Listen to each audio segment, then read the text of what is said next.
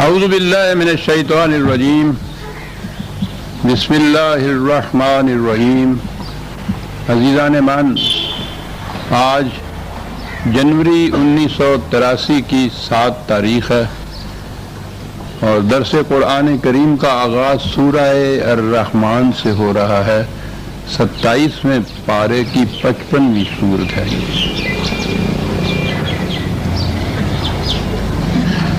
یوں تو قرآن کریم اپنی تعلیم، پیغام، حقائق اور معارف میں بھی بے نظیر ہے، بے مثال ہے۔ اس کا اسلوب بیان بھی ایسا ہے کہ وہ بھی اپنے انداز کی واحد منفرد اسلوب ہے، اور جو چیلنج دیا گیا تھا اس زمانے میں اہل عرب کو اور آج تک چلا آ رہا ہے کہ اس کی مثل تم ایک صورت بنا کے لاؤ، تو اس میں حقائق و معارف کا بھی تعلق ہے اور انداز بیان کا بھی اس میں تعلق ہے۔ یہ عجیب چیز ہے، آج تک یہ چیز خود اہل عرب جو زبان کے اعتبار سے اتنی بلندیوں پر پہنچے ہوئے تھے کہ اپنے سوا باقی دنیا کو وہ عجمی یا گنگا کہتے تھے، اور اب تو تحقیق کی روح سے معلوم ہوا ہے کہ عربی زبان ساری دنیا کی مختلف زبانوں کے مقابلے میں سب سے زیادہ وسیع تھی، سب سے زیادہ گہری تھی۔ ان کی بھی یہ صورت تھی کہ وہ طے نہیں کر پائے تھے کہ قرآن کا اسلوب نثر ہے یا شعر ہے، نظم ہے، اور اگر ہے تو یہ اس کا انداز کیا ہے۔ تو ویسے تو سارا ہی قرآن اس قسم کا فصیح و بلیغ ہے، لیکن بعض صورتیں خاص طور پر اس میں اپنی اس خصوصیت کو نمایاں طور پر اپنی پیشانی پہ لیے ہوتی ہیں۔ انہی میں سورہ الرحمن بھی ہے۔ اقبال نے مرد مومن کی جو صفات گنائی ہیں اس میں ایک یہ بھی ہے کہ آہنگ میں یکتا صفت سورہ الرحمن، آہنگ میں بھی یہ یکتا ہے سورت۔ نہ جاننے والا بھی اگر الفاظ کو ہی سن پائے تو وہ دیکھے گا کہ یہ آہنگ کس قسم کا ہے۔ الرحمن علم القرآن خلق الانسان علمہ البیان والشمس والقمر بحسبان والنجم والشجر یسجدان۔ آپ دیکھ رہے ہیں کہ کس انداز سے یہ چلا، اور ساری صورت اسی انداز کی ہے۔ یہ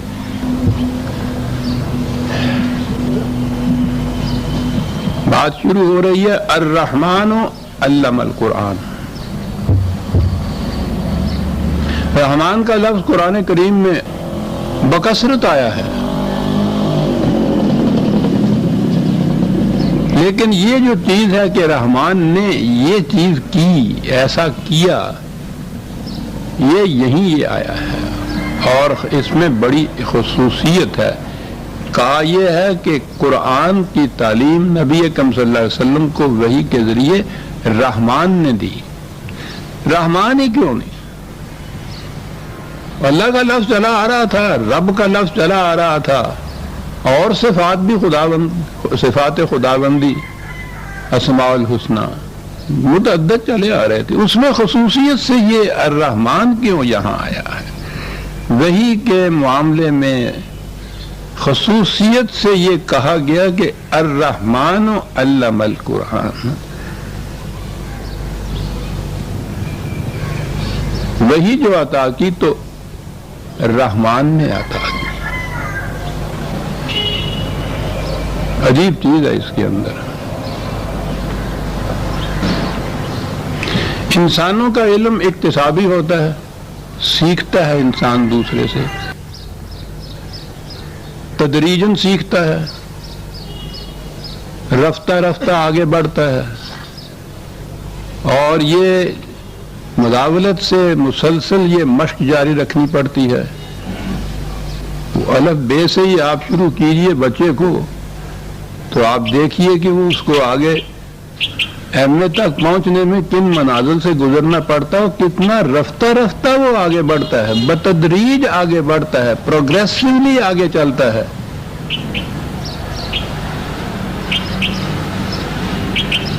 جتنے انسانی علوم ہیں ان کی یہی کیفیت ہے۔ انسان سیکھتا ہے، رفتہ رفتہ بتدریج وہ حاصل کرتا ہے. وہی ایک ایسا علم ہے کہ جو اس سے بالکل منفرد ہے. وہ نبی پر نازل ہوتا ہے خدا کی طرف سے، یک لخت نازل ہوتا ہے، پہلے دن مکمل نازل ہوتا ہے. جو کچھ بھی کہا جاتا ہے اس میں تدریج نہیں ہے، اس میں رفتہ رفتہ کسی مقام تک پہنچنا نہیں ہے، اس میں اکتساب نہیں ہے، سیکھنا نہیں ہے. یک لخت ایک چیز آتی ہے، پہلے دن ہی وہی اپنی حقیقت کو اپنی مکمل شکل میں خدا نازل کر دیتا ہے بذریعہ وحی کے. یہ نہیں ہے کہ یہ 23 سال کے عرصے میں قرآن نازل ہوا حضور پہ، اور تو پہلے شروع میں جو نازل ہوا ہے وہ ابتدائی چیز تھی، پھر وہ آہستہ آہستہ ترقی کرتی ہوئی وہ چیز آخر تک پہنچ گئی. جو کچھ خدا نے کہنا تھا پہلے دن کہا، آخری دن کہا، وہ اپنی شکل میں منفرد تھا، مکمل تھا، بتدریج وہاں نہیں پہنچا ہے، یک لخت وہاں پہنچا ہے. یک لخت پہنچنا ایک چیز تو لفظ نزول کے اندر اعجاز ہے قرآن کا. انسان کا علم، سوچ اور فکر، غور اور تدبر کا بھی نتیجہ ہوتا ہے. کچھ سیکھتا ہے پھر اس پہ غور کرتا ہے، یہ اندر سے باہر چیز آتی ہے. وہی انسانی فکر کی پیدا کردہ شے نہیں ہوتی کہ اس کے اندر سے باہر آئے. یہ خارج سے اوپر سے ایک علم ہے جو وحی کے محبت کے قلب مبارک پر نازل کیا جاتا ہے. خود لفظ نزول کے اندر بھی یہ چیز ہے کہ یہ انسان کی فکر کا نتیجہ نہیں ہے. ما ینطق عن الہوا، یہ پیغمبر اپنے خیالات اور اپنی فکر سے یہ بات نہیں کہتا. وحی یوحا، یہ وحی ہے، اس میں اس کی اپنی فکر کا بھی دخل نہیں ہے، اور یہ بھی نہیں ہے کہ یہ حقائق بتدریج اپنی تکمیل تک پہنچے ہوں. جو بات بھی خدا نے کہی پہلے دن مکمل تھی. لا تبدیل لکلمات اللہ میں پہلے دن کی وحی بھی ہے اور آخری دن کی وحی بھی ہے. تو وہی یک لخت آتی ہے. وہ جو تدریجی طریق تھا اکتساب علم کا انسانوں کا، اس سے بالکل یہ ایک ہٹی ہوئی منفرد شے ہے. یعنی خود وہی ایسی چیز نہیں ہے کہ جو بلا نظیر اور بلا مثال ہو، بلکہ اس کا جو طریق ہے علم دینے کا خدا کی طرف سے بذریعہ وحی، وہ بھی منفرد ہے. یک لخت یہ چیز ملتی ہے.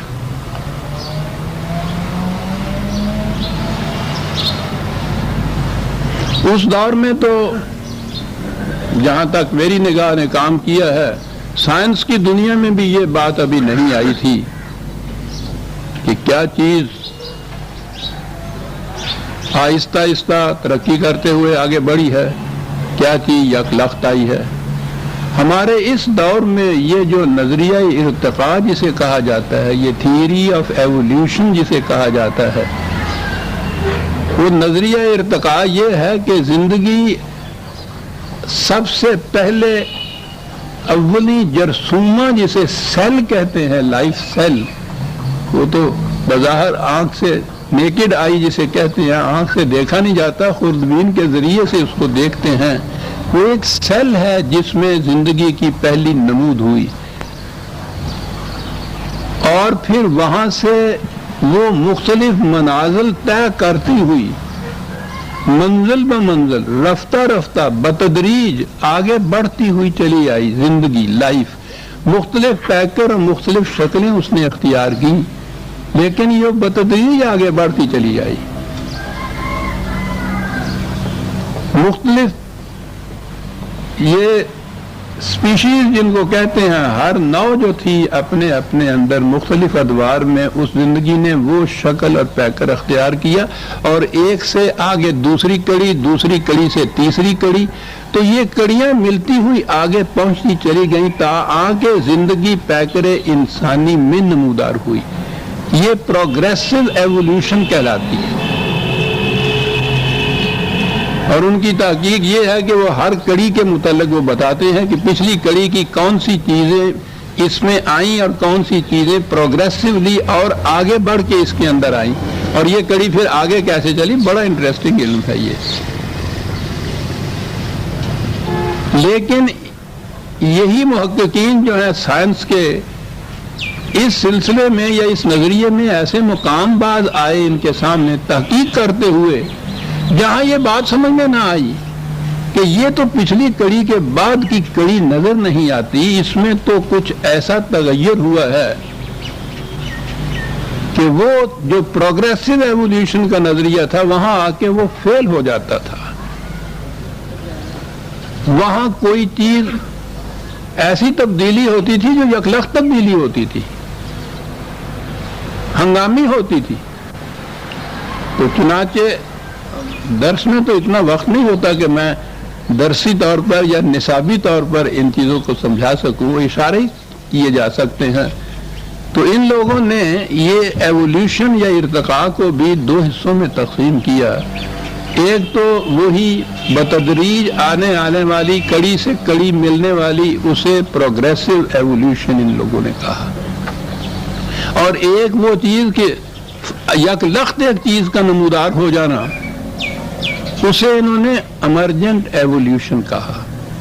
عربی لفظ تو فجائی ہے اس کے لیے، ہنگامی کہہ لیجئے، یکلخت کوئی چیز جو نمودار ہو جائے۔ یہ اس دور کی تحقیق کا بڑا شاہکار مانا جاتا ہے۔ نظریہ ارتقاء اور نظریہ ارتقاء میں پھر یہ دو قسم کے ارتقاء جو ہے۔ میری کتاب ابلیس و آدم، یا میرا خیال ہے مطالب الفرقان کی دوسری جلد، میں نے اس میں ڈسکس کیا ہے ان امور کو۔ اس وقت تو مجھے صرف یہ بتانا ہے کہ یہ سائنس کی ڈسکوریز اس نتیجے پر پہنچی ہیں کہ ایوولوشن بھی دو قسم کی ہے، ایک بتدریج آنے والی اور ایک ہنگامی طور پر فوری اوپر آنے والی۔ علم کی دنیا میں میں نے عرض کیا ہے کہ عام انسانی علم جو اکتسابی طور پر حاصل کرتا ہے انسان، وہ پروگریسو ایوولوشن کے اندر آتا ہے، بتدریج آتا ہے، اور یہ جو وحی ہے یہ وہ پروگریسو میں نہیں آتی۔ یہ کس میں آئے گی؟ یہ ایمرجنٹ ایوولوشن میں آئے گی۔ کڑیوں سے ہٹی ہوئی بات، اور یہ چیز سائنس کی دنیا میں بھی سمجھ میں نہیں آتی کہ یہ جو نئی چیز جسے ہم کہتے ہیں ایمرجنٹلی باہر آئی ہے، یہ کیا کاز تھا جس کی وجہ سے، کیا اسباب تھے جس کی وجہ سے یہ چیز آ گئی، ابھی تحقیق نہیں ہوا۔ وہی کے متعلق اگر کہا جائے سائنٹیفک لینگویج میں، تو میں سمجھتا ہوں کہ علم کی دنیا میں اکتسابی علم جو انسان حاصل کرتا ہے، وہ کسی شعبہ اور گوشہ سے متعلق کیوں نہ ہو، وہ تو اکتسابی اور پروگریسو ایوولوشن کے ذریعے ہوتا ہے۔ اور وہی کے متعلق اگر ہم اس ٹرمینالوجی میں کہنا چاہیں جو سائنس کی ایوولوشن کی ہے، تو یہ ایوالو ہو کر نہیں آتا، اس طرح سے ارتقائی طور پر آگے نہیں بڑھتا۔ یہ ایمرجنٹ ایوولوشن ہے، یکلخت حقائق کا انکشاف ہوتا ہے۔ حقیقت اپنے آپ کو خود منکشف کرتی ہے نبی پر، نبی اس کو انکشاف اس کا نہیں کرتا۔ سائنس کی ساری جتنی بھی یہ ڈسکوریز ہیں اس کو ڈسکور کہتے ہیں، کہ حقائق موجود ہوتے ہیں، اس پہ ایک کور پڑا ہوا ہوتا ہے، ایک پردہ پڑا ہوا ہوتا ہے، یہ اس پردے کو اٹھا دیتا ہے، حقیقت سامنے آتی ہے۔ وہی کے معاملے میں یہ چیز نبی خود بھی نہیں کرتا کہ وہ خود پردہ اٹھا دیتا ہے، حقیقت سامنے آتی ہے، نبی کا اس میں دخل ہی نہیں ہوتا۔ وہاں حقیقت اپنے آپ کو خود بے نقاب کر کے وحی کے ذریعے نبی کے سامنے آ جاتی ہے۔ تو اسے میں نے کہا ہے نا کہ آج کی اصطلاح میں کہیے کہ یہ ہنگامی ایوولوشن، ایمرجنٹ ایوولوشن کا ایک چیز۔ عربوں کے ہاں کی زبان کو ملاحظہ فرمائیے۔ کو یاد ہے میں نے بارہا یہ بات کہی ہے کہ زبان کے اعتبار سے بھی یہ عرب جو تھے، حضرت ابراہیم علیہ السلام کی اولاد میں سے بنی اسرائیل، یا حضرت اسحاق علیہ السلام کی اولاد جو بنی اسرائیل یا یہودی کہلائی، وہ تو مملکتیں اور سلطنتیں اور یہ چیزیں ان کی وارث پلی آئی۔ دوسرا بیٹا جو آپ نے یہاں صحرائے حجاز میں بسایا آ کر، حضرت اسماعیل علیہ السلام، یہ ان کی اولاد اس تمام دوران میں نظر ہی نہیں آتا کہ یہ کرتی کیا رہی۔ انہی کھجوروں کے سہارے، انہی کھجوروں کی گٹھلیوں کے ستو بنا کر گزارا کرنے والی یہ قوم اتنے ہزاروں سال میں کچھ نہیں، نظر ہی نہیں آتا۔ لیکن آج بھی علم الالسنہ زبان کے علم کے جو بڑے بڑے محققین غیر مسلم غیر مغرب کے محققین وہ اس نتیجے کے اوپر پہنچے ہیں. بک کی کتاب ہے کانشیسنیس ایٹماسفیرک. انہوں نے کہا ہے کہ یہ سارے اس دوران میں یہ قوم زبان ہی بناتی رہی. وہ گویا تیاری کر رہی تھی اس وحی کی جو منفرد تھا دنیا کے اندر، وحی کی دنیا کے اندر بھی تھا، اس کی متحمل ہونے کے لیے ایک زبان کی ضرورت تھی. یہ قوم وہ زبان تیار کرتی رہی جس میں وحی خداوندی اپنی پوری شان کے ساتھ آ جائے. اس کو اس کے لیے دقت ہی نہ ہو کہ یہ بات میں نے کہنی ہے، اس کے لیے لفظ کہاں سے ملے گا. لفظ تو خدا نے نہیں بنائے تھے، زبان تو انسانوں کی بنائی ہوئی ہوتی ہے. وہی خداوندی جو ہنگامی علم تھا اس کو دینے کے لیے زبان تو انسانوں کی بنائی ہوئی ہونی چاہیے تھی. انہوں نے اس دوران میں وہ زبان بنا دی کہ معاف رکھیے اگر میں یوں کہوں کہ خدا کو اپنا مقصد واضح کرنے کے لیے الفاظ تلاش کرنے کی زحمت گوارا نہیں کرنی پڑی.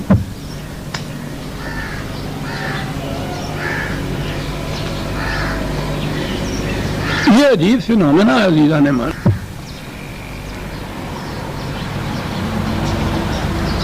کیسے بنائی یہ زبان انہوں نے؟ اس قسم کی وسیع زبان وسعتوں کے اعتبار سے بھی، گہرائیوں کے اعتبار سے بھی، بلندیوں کے اعتبار سے بھی، اور کیفیت ابدیت کی یہ کہ آج تک وہ خصوصیت لیے ہوئے چلی آ رہی ہے. آج بھی یہ نئے نئے انکشافات ہو رہے ہیں. کسی قسم کا کوئی انکشاف ہو، کوئی اصطلاح ہو، عربی زبان میں اس کے لیے مل جائے گا لفظ. آپ دوسری زبانوں میں قائم کرنے پڑتے ہیں نئے نئے لفظ جو اس زبان سے ہوتے ہی نہیں ہیں. یہ کیا چیز تھی؟ یہ خصوصیت اس زبان کی ہے. اس زبان میں ایک چیز ہوتی ہے جسے مادہ یا روٹ کہتے ہیں.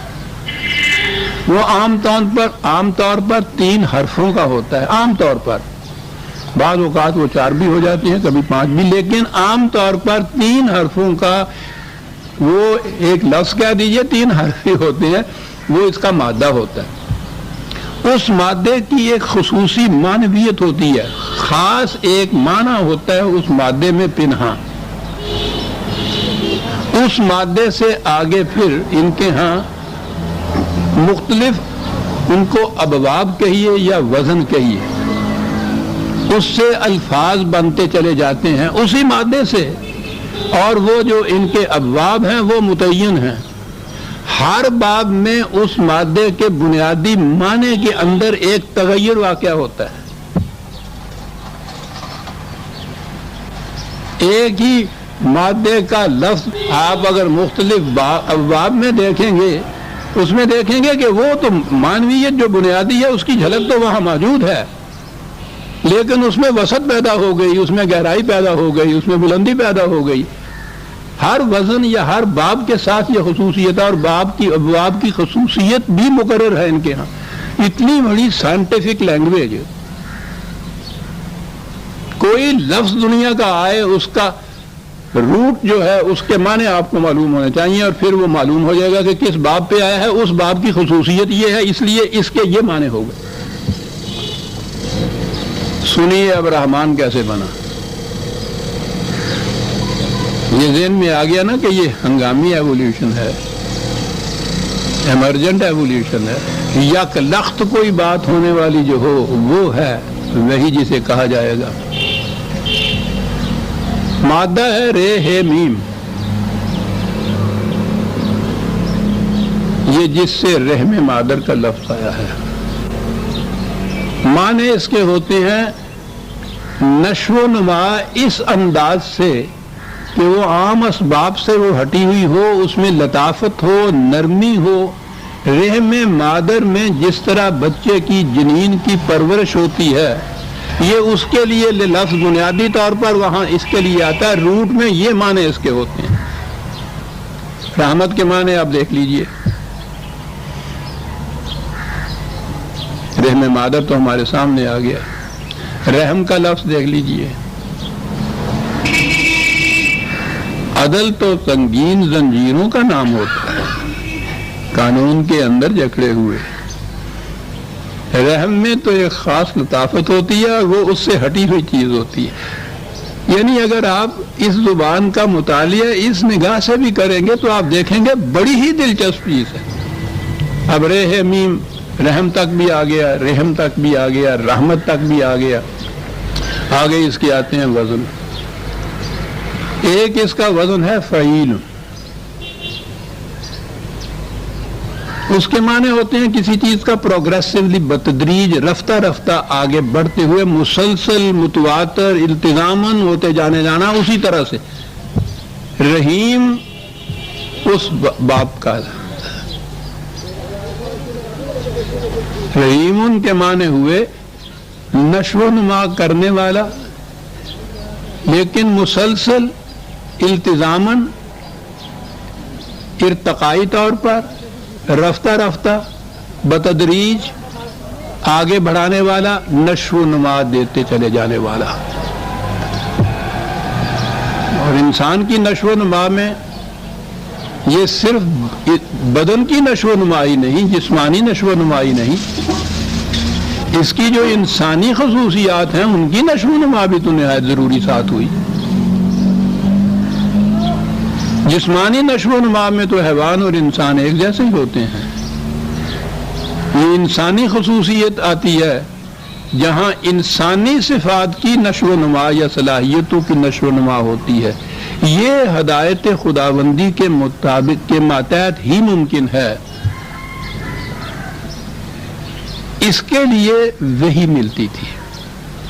پھر وہ رحم کا لفظ جو ہے رے ہے میم، وہ یاد رکھیے نشو و نما.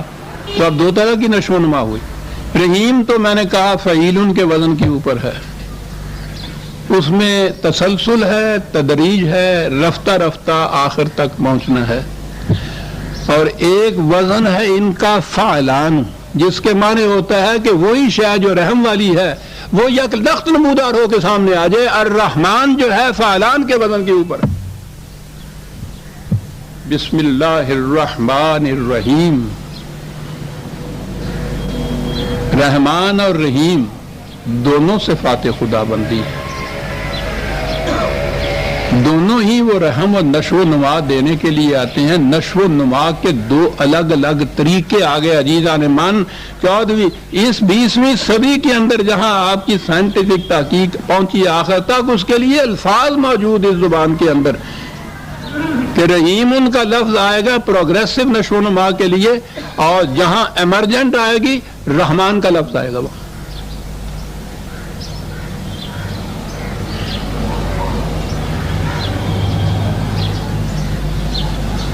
دلنشین ہوئی بات چیزیں ایسی تھوڑی سی مشکل آ جاتی ہیں. کوشش کرتا ہوں کہ عام فہم الفاظ میں وہ بات آ جائے. تو یہ چیز یکلخت آنے والی بات. ابھی میں نے کہا تھا کہ وہی جو ہے وہ اکتسابی علم پروگریسو ایولیوشن کا طریقہ نہیں ہے. وہ انکشاف حقیقت ہے جو فوری ہوتا ہے، یکلخت ہوتا ہے، ہنگامی طور پہ ہوتا ہے، ایمرجنٹ طور پہ ہوتا ہے. تو کہا کہ الرحمن علم القرآن، قرآن کی وحی رحمان نے دی. ساری حقیقتیں آ گئی ایک لفظ رحمان کے اندر، اس کے باب کے اندر، اس کے روٹ کے اندر. قرآن ہے عزیزان من، قرآن ہے، قرآن ہے. اس بد نصیب قوم نے اسے چھوڑ کر پتہ نہیں کیا کیا کھویا ہے.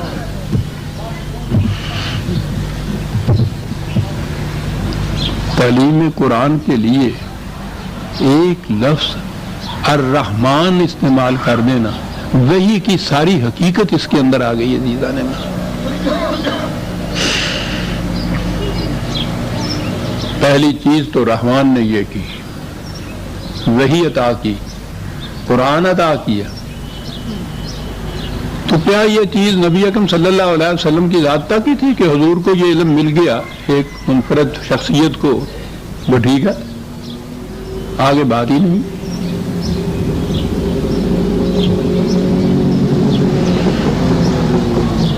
یہ تصوف جسے آپ کہتے ہیں نا،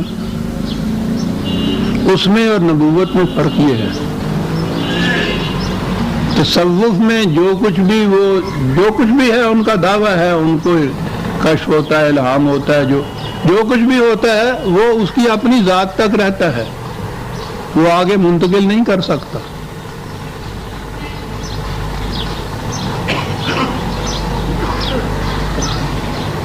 اس سے کہا جائے کہ صاحب یہ جو آپ کہتے ہیں کہ یہ الہام اور کشف کے ذریعے سے ایک کیفیت طاری ہوتی ہے، کچھ ہمیں بھی اس میں سے دیجئے۔ وہ کہتا نہیں، ذوق عبادہ نہ دانی بخدا تانا چشی، یہ تو شراب ہے، اس کا نشہ تو اسے ہی آئے گا جو خود پیے گا، دوسرے تک یہ بات نہیں ہے۔ نبوت میں اور اس تصوف میں فرق کر کے بتا دیا کہ یہ دیا قرآن نبی کو، لیکن ادھر خلق الانسان،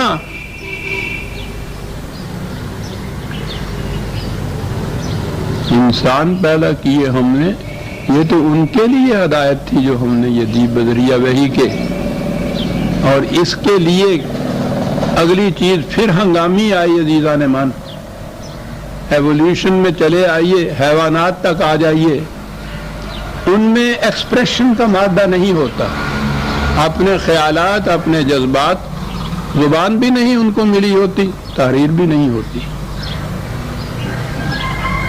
وہ بھی حیوان کا درجہ اپنی اپنی ذات تک ہی ہوتا ہے، تصوف کی طرح سارے یہ صوفی ہوتے ہیں۔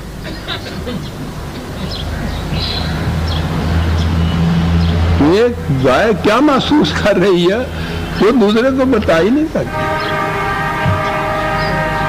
انسان پیدا کیا تو یہ جو سلسلہ ارتقاء تبھی آ رہا تھا نا، فزیکل ایولیوشن میں عرض کر رہا تھا ابھی، اس میں بھی یہاں حیوان سے آگے جو انسان کی کڑی آئی ہے، اس میں پھر یہ ایمرجنٹ ایولیوشن ہے، ہنگامی ایولیوشن ہے، جس کی روح سے انسان کو ایکسپریشن کی خاصیت کی خصوصیت عطا کی، صفت عطا کی، صلاحیت کی،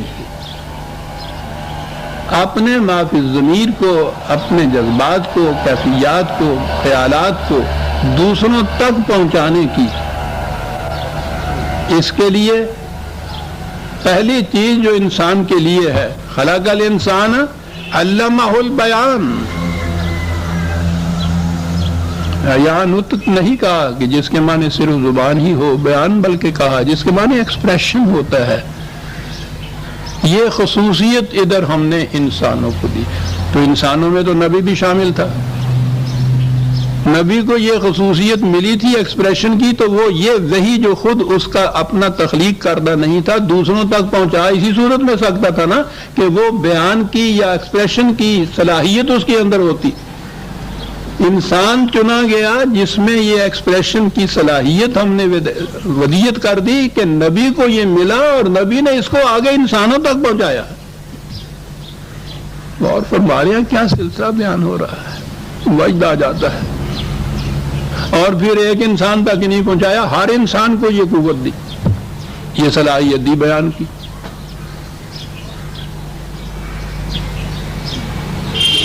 دو ہی طریقے ہیں نا ایکسپریشن کے، بیان کے، یا وہ تقریر کے ذریعے، زبان کے ذریعے بیان کرتا ہے، یا تحریر کے ذریعے بیان کرتا ہے۔ یہاں کہا علمہ البیان، اور دوسرے مقام پہ کہا علم بالقلم۔ 96/4، 96/4 پورا دائرہ آ گیا عزیزان من، اظہار بیان کا، تحریر ہو یا نطق کے ذریعے ہو یا قلم کے ذریعے ہو، تحریر ہو یا تقریر ہو، دونوں آ گئی۔ دونوں کہا کہ یہ خصوصیت جو ہے یہ انسانوں کو دی گئی ہیں، حیوان کو نہیں دی گئی۔ وہی منفرد تھی رحمان نے دی، جو تک خود اکتسابی علم نہیں تھا، وہ ملی نبی کو، نبی کو انسان بنایا اور اس کو یہ صلاحیتیں دی کہ اسے دوسروں تک بھی بلغ ما انزل الیک۔ وہ بلغ کی بات اسی طور صورت میں ہو سکے گی نا کہ اس کے پاس اظہار بیان کی صلاحیت ہو۔ نبی کے لیے یہ نہیں تھا کہ وہ کہہ دے کہ ذوق ہی بادہ نہ دانی با خدا تانا چشی، خود پیو تو پتہ چلے، اب ہر ایک کو تو وہی ہو ہی نہیں سکتی، وہ تو خصوصیت تھی نبوت کی۔ اب باقی انسانوں کے لیے نبی پہ وہی ملی بھی اگر وہ دوسروں تک پہنچاتا نہیں ہے، وہی اس طرح سے ملی، نبی کو صلاحیت دی گئی کہ وہ اسے دوسروں تک پہنچا سکے، دوسروں تک پہنچایا اور ان کا یہ فریضہ عائد کیا کہ جس تک یہ پہنچے وہ اسے آگے پہنچائے۔ وہی کا سلسلہ چونکہ ختم ہوا نبی اکرم صلی اللہ علیہ وسلم کی ذات گرامی پر صلی اللہ علیہ وسلم، اس لیے یہ جو اب قرآن کی تبلیغ کا، یہ ابلاغ کا سلسلہ آگے پہنچانے کا ہوا، وہ یہ بیان جو ہے اور قلم جو ہے اس کے ذریعے سے قیامت تک جاری رہ سکتا ہے۔ ختم نبوت سے انسانوں کو کوئی نقصان نہ پہنچا، قرآن مکمل، تمت کلمات ربک صدقا وعدلا لا مبدل لکلمات اللہ، مکمل، غیر متبدل، محفوظ، انسانوں تک پہنچا دیا گیا، انسانوں کو اسے آگے پہنچانے کی صلاحیت دے دی۔ انسانوں کا سلسلہ قیامت تک جاری ہے، اس لیے یہ سلسلہ وہی یا اس کا ابلاغ جو ہے قیامت تک کے لیے جاری ہے۔ بڑی باتیں ہوا کرتی تھی ختم نبوت کی، میں نے تو یہ ایک ہی دلیل دی تھی، اس کا جواب کوئی نہیں تھا ان کے پاس، کہ خدا کی وحی کے مکمل، غیر متبدل، محفوظ ہونے کے بعد اور انسانوں کو یہ چیزیں عطا کر دینے کے بعد پھر ضرورت ہی باقی نہیں رہتی ہے نبوت کی۔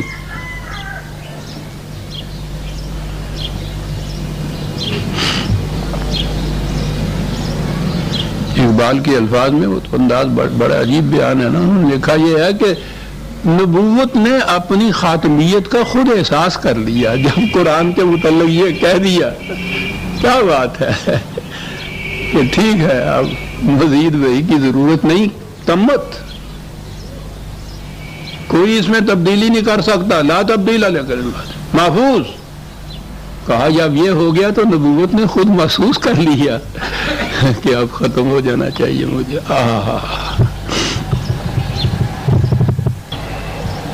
یہ چیزیں وحی کا نزول، اس کا آگے پہنچانا، انسانوں کا پھر رفتہ رفتہ آگے پہنچانا، کاہے کے لیے یہ سارا سلسلہ ہوا؟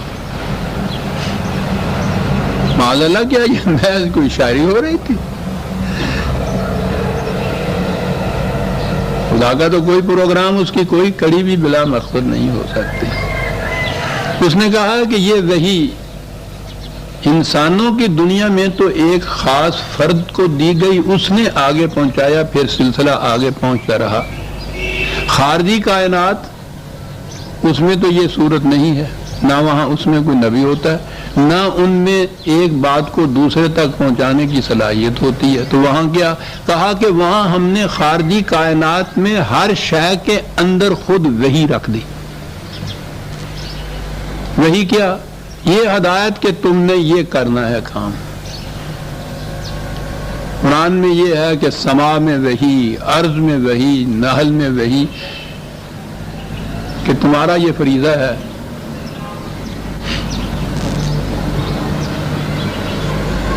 آگ میں وحی رکھ دی کہ تم نے حرارت پہنچائے جانا ہے، پانی کو وحی کر دی کہ نشیب کی طرف بہنا ہے اور پیاس بجھانی ہے، سورج میں وحی رکھ دی کہ اس طرح سے تم نے طلوع ہونا ہے، اپنے راستے طے کرنے ہیں، غروب ہونا ہے، یوں موسموں کا تغیر ہونا ہے، ہواؤں میں وحی، ارض میں وحی، کائنات کی ہر شے میں وحی۔ کہا کہ اس وحی سے تم نے غور کیا ہے کہ پھر آگے فریضہ کیا عائد ہوتا ہے جس کی طرف وحی کی جاتی ہے یا جسے وحی کی ہدایت ملتی ہے؟ فریضہ یہ ہوتا ہے کہ وہ اس وحی کے مطابق اپنی زندگی بسر کرے۔ کہا کیسے پتا چلا یہ فریضہ عائد ہوتا ہے؟ کہتا پتا چلا، اور قرآن کا انداز انسانی دنیا کے حقائق بیان کرنے کے بعد فوراً خارجی کائنات کی طرف آتا ہے، کیونکہ وہ محسوس مثال سامنے ہوتی ہے نا۔ کہنے لگے یہ تو ہم نے بتایا نا کہ یہ سورج میں بھی وہی ہے، چاند میں بھی وہی ہے، ستاروں میں بھی وہی ہے، درختوں میں بھی وہی ہے، پودوں میں بھی وہی ہے، تو وہ وہی سے ہوتا کیا ہے ان کا؟ الشمس والقمر بحسبان والنجم والشجر یسجدان.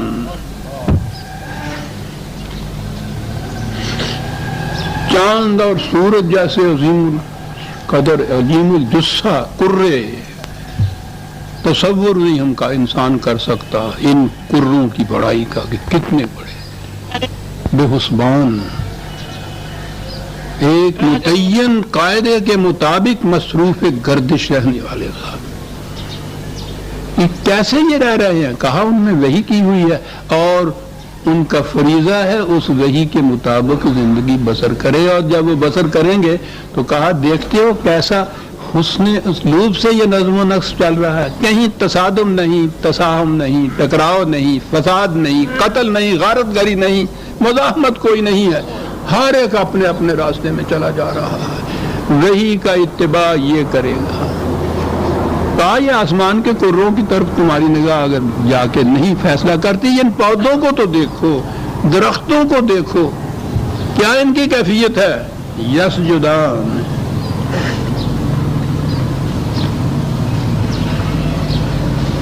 سب سجدہ ریز ہیں اس وحی کے سامنے جو ان کو دی گئی ہے. اب وحی کا مقصد سامنے آ گیا. پہلے تو طریق آ گیا اس علم کا جو نبی کو دیے گئے، پھر اگلا طریق آ گیا کہ نبی سے آگے وحی کیسے چلے گی قیامت تک، اور پھر آگے آ گیا کہ اس کا مقصد کیا ہے؟ مقصد ہے یسجدان، اس وحی کے سامنے سر عطائب خم کر دے دینا.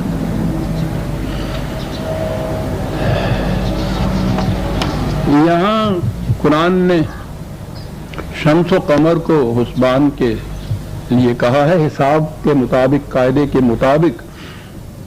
یہ حساب سے ہی ہے یہ لفظ. دیگر مقامات میں قرآن نے یہ کہا ہے کہ تم حساب اپنا رکھنا چاہتے ہو زندگی کا، جسے کیلنڈر آپ کہتے ہیں. قرآن نے کہا ہے چاند سے بھی رکھا جا سکتا ہے، سورج سے بھی رکھا جا سکتا ہے.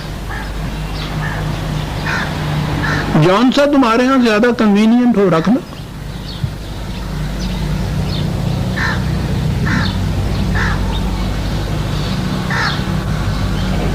میں یہ بات نہیں کرنا چاہتا کہ یہ جو ہمارے ہاں قمری طریقہ ہے یہ کیسا ہے، اور شمسی طریقہ. یہ شمسی تو وہ کیلنڈر ہے نا جو اس کو عام طور پہ یہ کہا جاتا ہے انگریزوں کا کیلنڈر، انگریزوں کے باپ کا کیلنڈر، خدا کے سورج کا کیلنڈر ہے وہ، اسی کے قمر کا کیلنڈر ہے جسے آپ قمری کہتے ہیں. دونوں خدا کے کیلنڈر ہیں، لیکن نہیں، یہ جو ہے اسے جب شرعی کہہ دیا گیا تو اب اسے تبدیل نہیں کیا جا سکتا. تو پوچھو کہ خدا نے کہا ہے شمس کے مطابق بھی کیلنڈر بن سکتا ہے،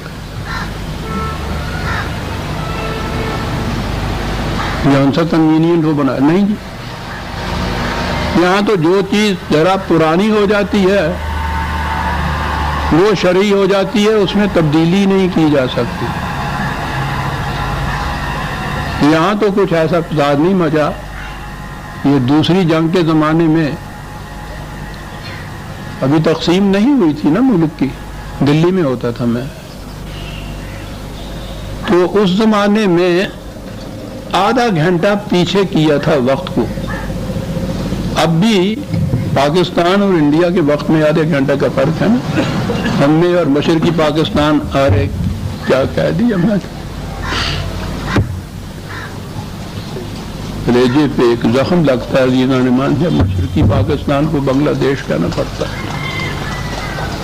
اس کا اور ہمارا 1 گھنٹے کا فرق ہے. یہ پہلی بار یہ چیز ہوئی تھی کہ جنگ کے زمانے میں آدھے گھنٹے کا فرق کیا گیا تھا. مجھے اب تک یاد ہے دلی میں انہوں نے مسجدوں کے جو کلاک تھے ان میں وقت تبدیل نہیں کیا تھا کہ شرعی وقت تو وہی ہے جو چلا آ رہا ہے. یہ انگریزوں کا وقت ہے، اس کے مطابق ہم نہیں بنائے گئے. یعنی جو کل تک وہ گھڑی چل رہی تھی وہ انگریزوں کا وقت نہیں تھا. آج جو اس میں تبدیلی ہوئی تو یہ انگریزوں کا ہوا اور وہ شرعی ہو گیا.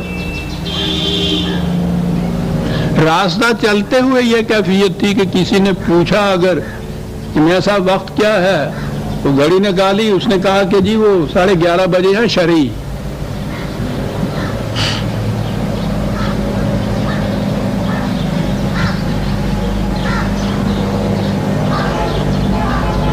اس قوم میں جو ایک مقام پہ کھڑی ہو جائے، ایولیوشن میں ایک مقام کے اوپر ایک نو کھڑی ہو جاتی ہے اور آگے نہیں چل سکتی، وہ پھر وہی رہتی ہے. گائے گائے رہتی ہے، بکری بکری رہتی ہے، جامد جو ہوتی ہے وہ وہیں رہتی ہے. جہنم کے متعلق قرآن نے کہا کہ جہیم ہے، جمود ہے، اس کے اندر پروگرس نہیں ہے. تو جس قوم کی ذہنی کیفیت یہ ہو جائے، اس کے نزدیک ہر پچھلی چیز جو ہے، پرانی چیز جو ہے وہ شرعی ہو جاتی ہے، اس میں کوئی نئی چیز جو ہے وہ بدعت ہو جاتی ہے. اور کلو بدعت ضلالۃ و کلو ضلالۃ فی النار، ہر خطبے کے اندر دہرایا جاتا ہے. ہر نئی چیز گمراہی، ہر گمراہی جہنم میں. تو وہ انہوں نے کہا تھا کہ یہ جو وقت آدھا گھنٹہ ہو گیا نا، یہ بدعت ہے. یعنی کل کا وقت جو تھا معاذ اللہ وہ نبی اکرم صلی اللہ علیہ وسلم کا مقرر فرمودہ تھا، اور یہ آج کا انگریز کا ہے. سنتے تھے ہم، اور جب وہ کہتے تھے نا وقت بتانے کے لیے کہ صاحب شرعی وقت پوچھتے ہیں آپ یا انگریز کا وقت پوچھتے ہیں آپ، کیا بتایا جائے. قرآن کریم نے بتصریح شمس اور قمر دونوں کے متعلق کہا کہ عدد السنین والحساب. جون سا کنوینئنٹ آپ کو ہو اس کے مطابق رکھ لیجئے. شمس کو بھی خدا نے وہی یہ کی ہوئی ہے کہ وہ یوں چلتا رہے، اور اتنے میں وہ ایک دائرہ پورا کرے یا زمین اس کے گرد دائرہ کرے. قمر کے منازل بھی ہم نے والقمر نزلناہ منازل، قمر کے منازل بھی ہمارے ہی مقرر کیے ہوئے، اس کے مطابق ریکن کر دو، حساب رکھ لو. تو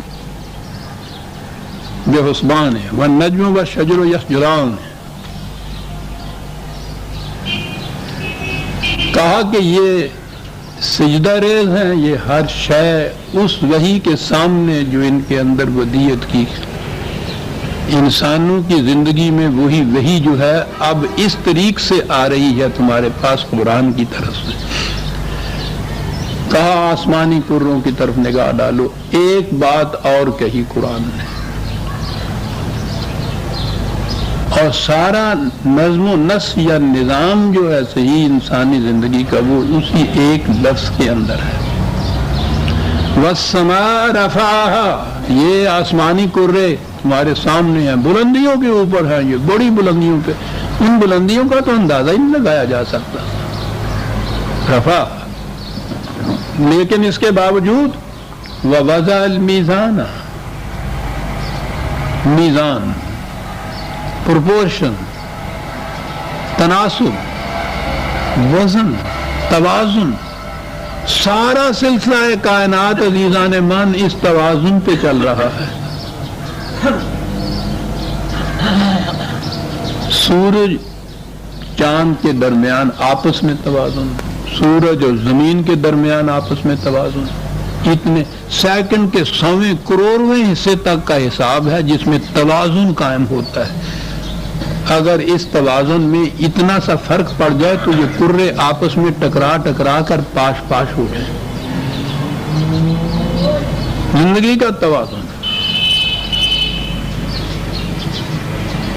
کہا کہ اتنے عظیم الشان کرے جو یوں اس نظم و ضبط کے ساتھ محو گردش چلے آ رہے ہیں اور چلے جا رہے ہیں. کہا کس طرح یہ کیوں، یعنی کیا وہ بنیاد ہے جس کی وجہ سے یہ ایسا ہوتا ہے. وضع المیزان، ہم نے صرف یہی نہیں کیا ہے کہ ایک ایک کو الگ الگ قانون دیا ہے، ان کے باہمی ربط کے اندر ایک پرپورشن یا توازن بھی قائم کیا ہوا ہے ہم نے. کہا باہر کی دنیا میں تم غور کرو، بڑے بڑے جتنے محققین منکشفین تمہارے سائنسدان ہیں ان سے کہو کہ وہ اس پہ ریسرچ کر کے دیکھیں کہ ان کو توازن کا کتنا عجیب و غریب نقشہ سامنے آتا ہے. یہ جو علم الافلاک اس دور میں ہمارے ہاں اس نے بھی بڑی ترقی کر رکھی ہے. وہ ہمارے ہاں کا علم الافلاک نہیں ہے کہ وہ موسم کی پیشین گوئی والے اطلاع دیتے ہیں ٹی وی کے اوپر کہ آج شام بالکل خشک رہے گا، موسم صاف رہے گا، باہر بارش ہو رہی ہوتی ہے.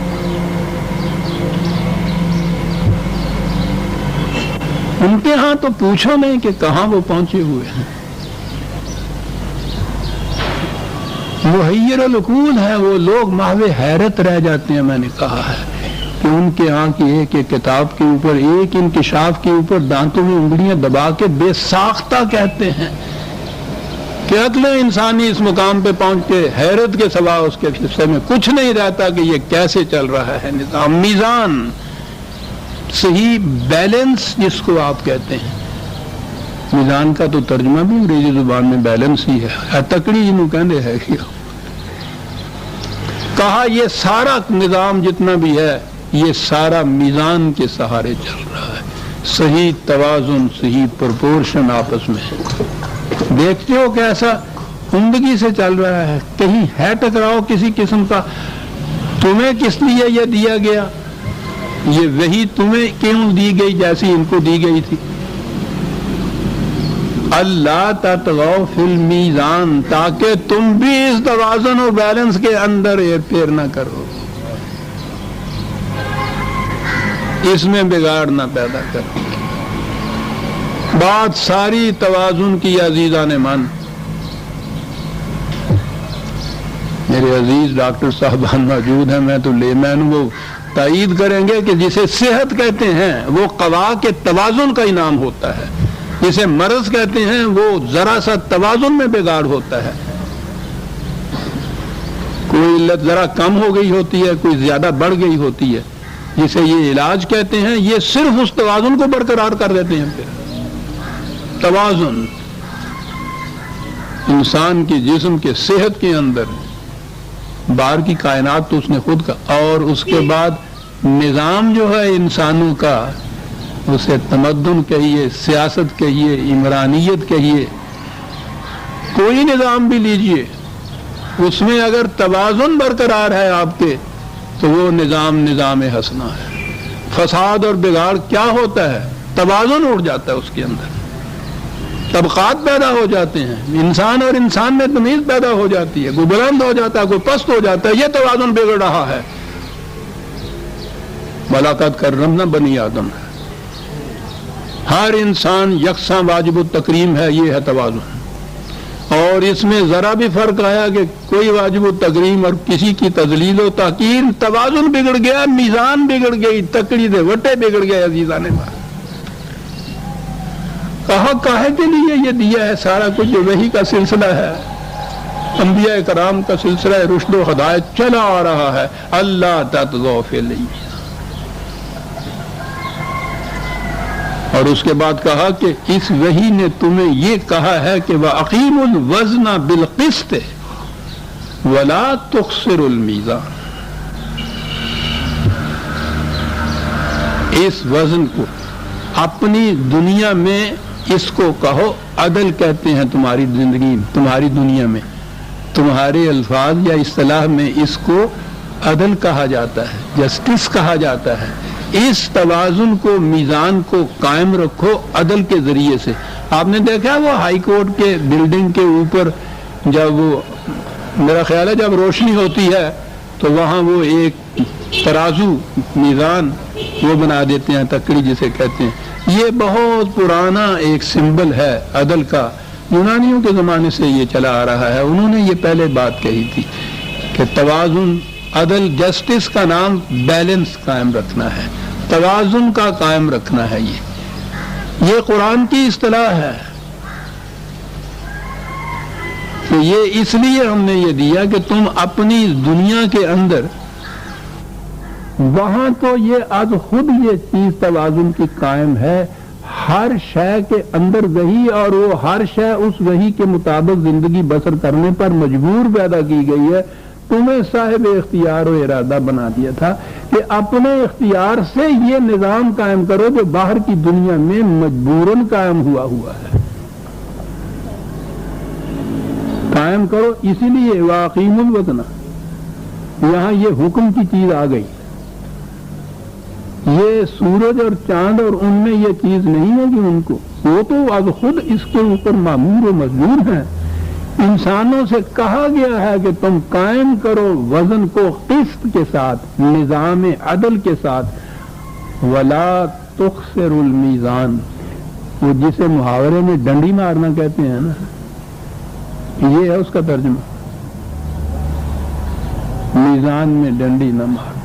اپنے نظام میں انسانیت کے اندر یہ نہ کرو کہ ڈنڈی مار دو، کسی کو کتنا مل رہا ہے، کسی کو کتنا، کسی کو کس بار سے مل رہا ہے، کسی کو کس وزن سے مل رہا ہے، ایسا کہا یہ نہ کرو۔ یاد رکھو، اور سب سے پہلا حکم اس کے اندر جو میزان قائم کرنے کا ہے وہ معاشی مسئلہ ہے، بنیادی مسئلہ ہے انسان کی طبعی زندگی کا، اور اسی مسئلے نے تو طوفان برپا کر رکھا ہے۔ خواہ وہ ایک مزدور کا اور کارخاندار کا مسئلہ ہو، اور خواہ وہ دو مملکتوں کا مسئلہ ہو، مسئلہ ہی سارا معاشی بن کے سمٹ کے رہ جاتا ہے پہلے، اسی کے اوپر پھر آگے باقی نظام چلتے ہیں۔ اور اس کے لیے کہا کہ آؤ تمہیں بتائیں کہ یہ میزان قائم رکھنے کے لیے معاشی مسئلے میں بنیادی اصول کیا ہوگا۔ بنیادی اصول کیا ہے عزیزان من؟ معیشت کی ساری چیز جتنی بھی ہے وہ زمین سے ملتی ہے، پیداوار کھانے پینے کے لیے زمین سے، اور یہ جتنی انڈسٹری دنیا میں لگی رہی ہے ہر چیز زمین سے معدنیات کی شکل کے اندر نکلتی ہے۔ زمین ہی ہے اولی اور آخری ذریعہ پیدائش، اور اسی سے سارے مسائل پیدا ہوتے ہیں۔ خدا کی پیدا کر دو، یہ 10,000 ایکڑ کا مالک بن کے بیٹھا ہوا، مالک بن کے قرآن اسے شرک کرا دیتا ہے۔ وَلَا تَجْعَلُوا لِلَّهِ أَندَادًا کہا ہے، جہاں زمین کے متعلق کہا ہے کہ ذاتی طور پہ ملکیت میں لے لیتے ہیں، وہ کہا یہ شرک ہے، خدا کے مقابل میں خدا بنا دینا ہے کسی کو، کیونکہ ملکیت زمین پہ صرف خدا کی ہے، جو بھی اس میں حق ملکیت اپنا جتاتا ہے خدا کا شریک بنتا ہے۔ کہا یہ ذریعہ نشو و نما، وہی رحمت کی بات مفت ملی ہوئی ہے، بغیر پیسے کی ملی ہوئی ہے، نہایت لطافت سے ملی ہے، احسان بھی نہیں جتاتا، وہ شکریہ کا مستحق بھی نہیں ہے، وہ تو میں مستحق کہہ رہا ہوں، متمنی نہیں ہے شکریہ کا بھی۔ وہ تو کہا کہ یہاں سے مسئلہ پیدا ہوگا تمہارا وزن کا، یہاں سے تم نے ڈنڈی مارنی ہے، اس میں نہ مارو۔ وَالْأَرْضَ وَضَعَهَا لِلْأَنَامِ، زمین کو ہم نے تمام مخلوق کی فائدے کے لیے پیدا کیا ہوا، کسی فرد کو حق نہیں ہے کہ اس کے اوپر قبض کر لے۔ وَضَعَهَا لِلْأَنَامِ، معاشی مسئلے، زمین کا مسئلہ، ملکیت زمین کے اوپر کتابیں لکھی جا رہی ہیں، سب کچھ سارا اسی لیے کہ اس قرآن کو جب چھوڑ کے ادھر ادھر جائیں گے تو لکھنا پڑے گا سارا کچھ، شرک ثابت کرنے کے لیے کہ عین اسلامی ہے، ملکیت زمین کو عین اسلامی ثابت کرنے کے لیے کتابیں لکھی گئی اور لکھی جا رہی ہیں 1000 برس سے۔ ملوکیت کے زمانے کا اسلام یہی ہوگا نا۔ وضاحا، ایک آیت میں قرآن کریم کی نے فیصلہ کر دیا، وضاحا، ہم نے اس کو بنایا ہے، زمین کو ایسے رکھا ہے، للانام، ملکیت کے لیے نہیں، منفعت کے لیے، فائدے کے لیے۔ انعام میں ساری مخلوق آ جاتی ہے، انسان اور باقی بھی، جن کا دار و مدار زمین کی پیداوار کے اوپر ہے، ہر جاندار کا مدار اسی پہ ہے، انعام ہے یہ۔ قرآن نے یہ چیز کہی ہے۔ سوال للسائلین 41/10 غالباً، ہر ضرورت مند کے لیے یکساں کھلا رہنا چاہیے، اس کو صرف ضرورت پوری کرنے کے لیے یہ ہے، ذخائر کرنے کے لیے نہیں ہے۔ اس کی پیداوار کو بیچ کے اس بڑے دولت مند بار کے انڈسٹریاں لگانے، محل بنانے اور یہ کچھ کرنے کے لیے، یہ تو صرف ذریعہ نشو و نما ہے۔ خدائے رحیم نے، خدائے رحمان نے یہ ذرائع دیے ہیں، للانام، تمام مخلوق کے لیے ہم نے زمین کو پیدا کیا۔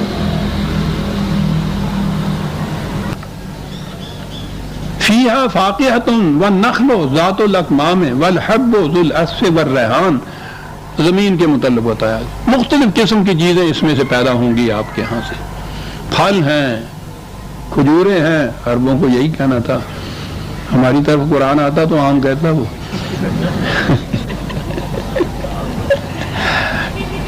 کھجوریں ہیں، ایسا اناج ہے جو خوشوں کے اندر ہوتا ہے، اور اس کے ساتھ اس نے ذوق ملاحظہ فرماؤ، کہتا ہے پھولوں کی خوشبو بھی تو اس میں شامل ہے، کیا خدا ہے ایسا، یہ حیوان کے لیے نہیں ہوتا، حیوان یہی جانتا ہے کہ اس کو کھا لیتے ہیں، پھول ہو یا پتے ہو اس کے پیٹ بھر جاتا ہے، یہ انسان کی خصوصیت ہے جو اس کی خوشبو سے بھی لطف اندوز ہوتا ہے، اور یہ تو طب میں جا کے معلوم ہوتا ہے کہ اس کا بھی اثر انسان کی صحت پہ کتنا جا کے پڑتا ہے، بہرحال جذبات پہ تو پڑتا ہے، یہ بھی ہے سب، اور آگے ہے فَبِأَيِّ آلَاءِ رَبِّكُمَا تُكَذِّبَانِ، وہ جو ساری صورت میں چلا آئے گا، لیکن بات ایسی نہیں ہے کہ جسے میں آخری 1 منٹ میں بیان کر سکوں، اسے ہم آئندہ درس پہ چھوڑ دیتے ہیں کہ یہ اس کے معنی کیا ہیں، فَبِأَيِّ آلَاءِ رَبِّكُمَا تُكَذِّبَانِ بار بار دہرایا جا رہا ہے، دو آیتوں کے بعد دہرایا، عجیب صورت ہے۔ سورہ الرحمن کی ہم آیت 12 تک آگے عزیزان من، یہی 13ویں آیت ہے فَبِأَيِّ آلَاءِ رَبِّكُمَا، اسے ہم آئندہ درس میں دیں گے۔ ربنا تقبل منا انک